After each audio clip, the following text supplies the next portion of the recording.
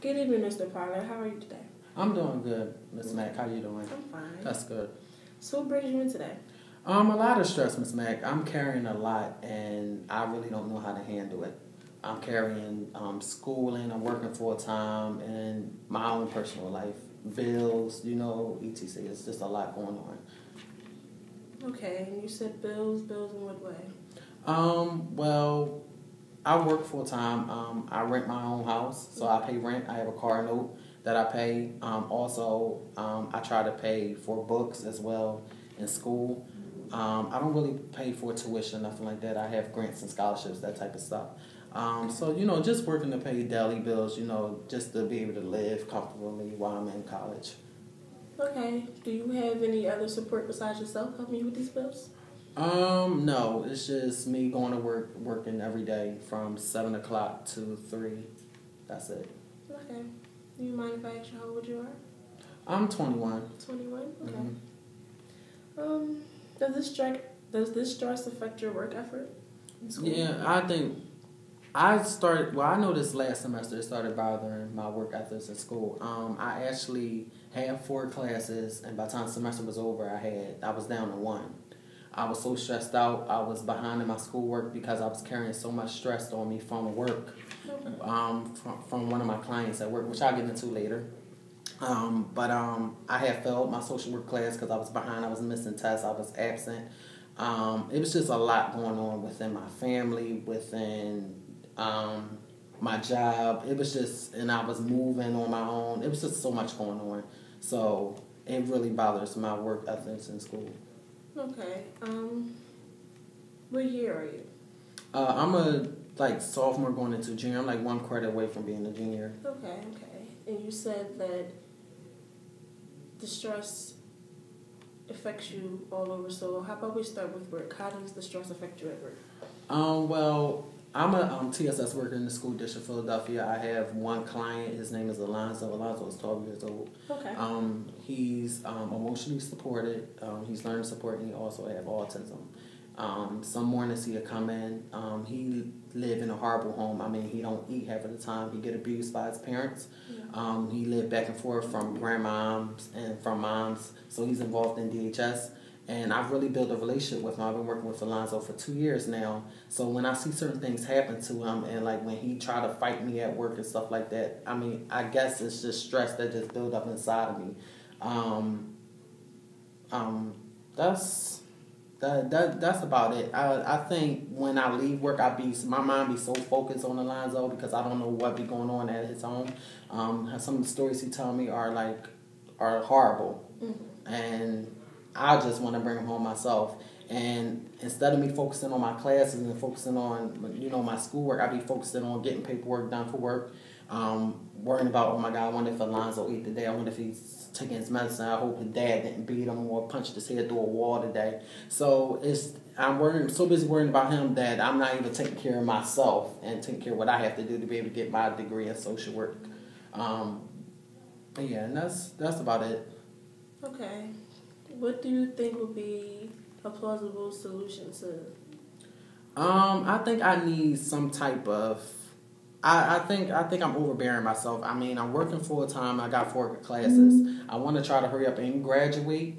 And I think maybe in the summertime I don't work, but I still get paid. So maybe instead of me taking 1 class in the summer, maybe I should take 4 in the summer. So where I can just focus on school instead of work. And maybe I come up with some type of set agenda that I can use to follow, when to study, when to, this time you can worry about doing your paperwork for work. Okay, now it's time to start worrying about your paperwork for school or papers or any assignments that you have from your professors. I just need some type of set schedule that I can follow or something. That's all I need. If I see it, I'll do it. Okay. That's how I am. All right, let's talk about your work environment outside of work. Outside of work, it's just school, and also I'm a praise and worship leader at church. Okay. So more likely I'm normally either at church or at school or either at work. I'm at one of the 3, and the church is and prayer is what carries me to deal with the stress that I'm dealing with. Okay, that's good. Seems like you have a lot of stress factors. Yeah, I really do. I really do. And it's so hard for me, to deal with because I go home, I have attitudes because I'm holding so much stress in. And I forgot to tell you that I do have one roommate that lives with me. Okay. Her name is Flo. And I'll come home, I'll slam doors. I'll go in my room, lock the door, don't want to be bothered. And she'll be wondering, well, what's wrong with Khiry? And it's just, it just be the stress that I'm carrying. And I don't want to be bothered with nobody. I just shut my door, don't want to be bothered with the world or nothing.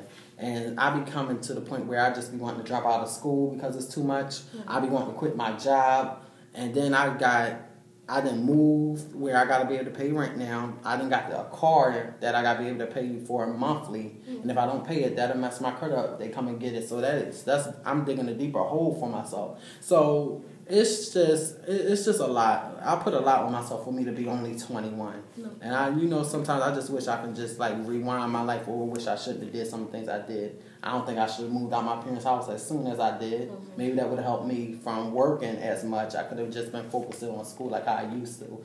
Because when I was just going to school and not working, I was passing. I was having a high GPA. I was getting A's and B's at Wagner University. Mm-hmm. So it's like when I get to Temple, I'm like, okay, what's going on? I'm getting C's. I'm getting withdrawals. I'm getting D's. I'm like, what's going on? It's just a lot, but I know stress is the main factor. Mm-hmm. And at first, I was just going to go see a counselor at Temple University. Mm-hmm. But I don't know. I just said, you know what? I'm not. I'm just going to continue doing what I'm doing. And it's not getting me nowhere. So that's why I came to come see you, Miss Mac, because I really need your help. Okay, well, we're going to definitely thank you. Think of a plan for you. Now, what I want you to do is describe your typical day to me. My typical day? Okay, I get up around 6 o'clock in the morning. I got to be to work by 7. I meet Alonzo off the bus. First question I ask him, did he take his medication? If he don't take his medication, that means our day is going to be off. Mm-hmm. He's going to either throw desks, he's going to throw computers, he's going to try to fight teacher, or he's going to try to attack me. Normally he takes his medication, but here and there he don't. Mm-hmm. For example, this week so far, he's been taking his medication every morning, so he's been doing good. But the only thing, he did have one outburst where he cried because he didn't want to live with his grandma. Mm-hmm. And I said, well, why are you staying at grandma's? He said DHS took him because mom and dad don't have any food at home, and also his mom and dad are strung out on drugs. So by his mom and dad being stressed out on drugs and by them putting their hands on him and, starving him, I be stressed out thinking about him because I really built a relationship with him. He's been my client for 2 years. So after work, I normally come straight to school. I be to school from 4 to 8 o'clock at night. Then after my last class, I go to the tech lab, do papers, do what I have to do, and I be so tired that I don't get no work accomplished. So normally I go home, go to bed, and then the next day got to do it all over again. So I just be so drained and tired, and my weekends be taken away from me because I'm involved in church. So Saturdays, Sundays I'm in church, mostly all day, and so I don't really have no time for nothing. I don't even have no time for myself. And then I'm bouncing 4 classes, and I'm getting a heavy workload. I mean, I'm getting papers, assignments due every week. So it's just a lot. It's really a lot. Okay, so how are your sleep habits? Because it doesn't seem like you get too much sleep. Yeah, I don't get too much sleep at all. I mean, I'm up and running off of 2 hours of sleep because I was up typing the paper last night. Okay, that's not good. So what we're gonna do is we're definitely gonna try to get a schedule together for you to try to follow each day, so that we could try to get some of the stress off of your hands. Okay. As far as your work, do you think I should, wait till summertime to take more classes, or when I'm not working, or should I just take one class, spring semester, one class in the fall, and work full time? And see, in the summer I'm not working, so that will be easier on me. I do recommend that you take summer classes, even summer 1 and summer 2. Yeah. Whether it's 2 night classes a week or 1 night class, because I feel like you're rushing to finish. Yeah. You have the rest of your life to get out of school, and I don't want you to overwhelm yourself. So yeah, summer classes would be a good idea. Okay. Well,